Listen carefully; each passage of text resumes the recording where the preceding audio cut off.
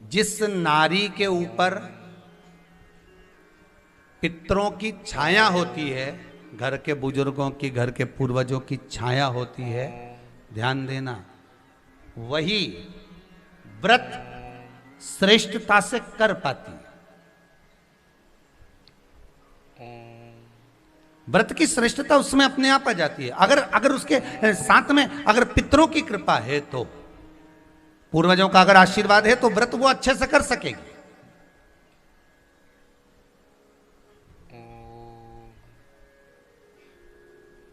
और सहज भाषा में समझ लीजिए, बहुत अच्छे से समझना इस बात को, कि मान लो, एक सरल भाषा में आप और अच्छे से समझिए उसको, बहुत अच्छे से, कि जिस व्रत के दिन आपका उपवास है, सोमवार का, मंगलवार का, बुधवार का, गुरुवार का, तीज का, चतुर्थी का, पंचमी का, छठ का, किसी का भी अगर आपका व्रत है, और उस व्रत वाले दिन यदि आपको क्रोध आ रहा है, व्रत वाले दिन अगर आपकी प्रवृत्ति चिड़चिड़ी हो रही है, क्रोध आ रहा है, अपशब्द निकल रहे हैं, और रोना आ रहा है, क्रोध आ रहा है, बहुत सारी परेशानी उसी दिन तुम्हारे सामने आ रही है, समझ लेना कि तुम्हारे घर के पितृ भूखे जरूर है, अन्न भाग मांग रहे हैं।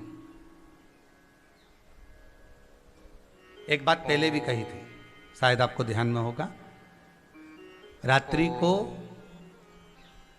सोने के बाद, विश्राम के बाद, एक बार कहा था, आप लोगों को याद होगा, कि सोने के बाद में 2 घंटे के अंदर अगर आपकी नींद खुलती है, और खुलने के बाद यदि आपको भूख लग रही है, प्यास लग रही है, तो समझ लेना कि आपके पितर, आपके पूर्वज भूखे हैं, अन्न का भाग मांग रहे हैं, पानी पीने को मांग रहे हैं।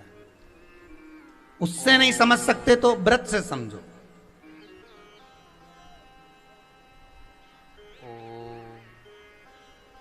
व्रत से समझ लो।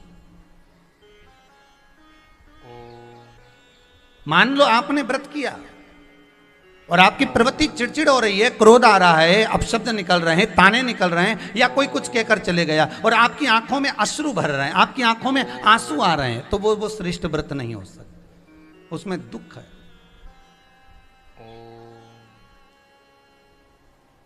पुष्प ताजा है तो आप भगवान को दोगे, सही है कि गलत है?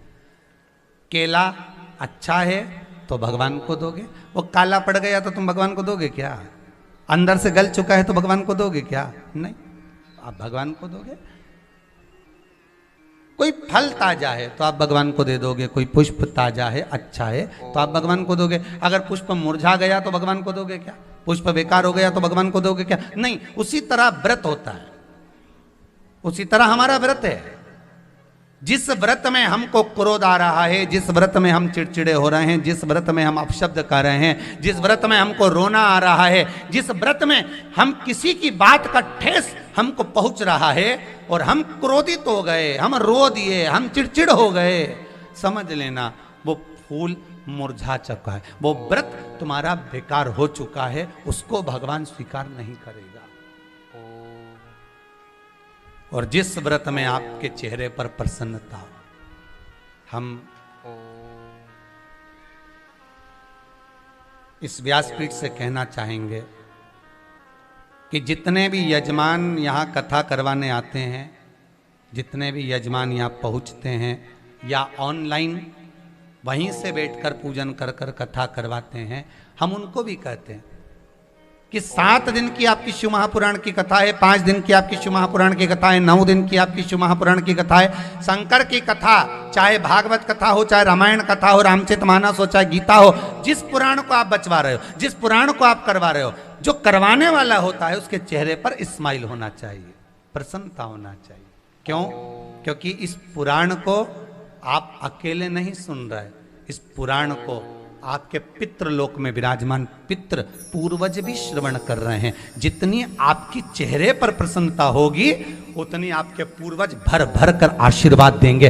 7 दिन तक, जब तक आप कथा का रसस्वादन कर रहे हो, कथा श्रवण कर रहे हो, 7 दिन तक आपके चेहरे पर अगर प्रसन्नता है तो पूर्वजों का आशीर्वाद आप पर बना हुआ है।